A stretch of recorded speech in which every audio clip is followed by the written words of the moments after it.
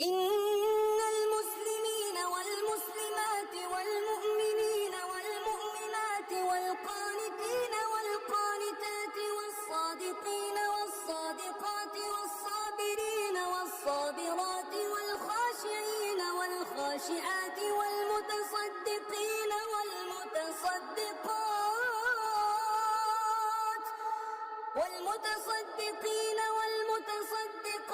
والصائمين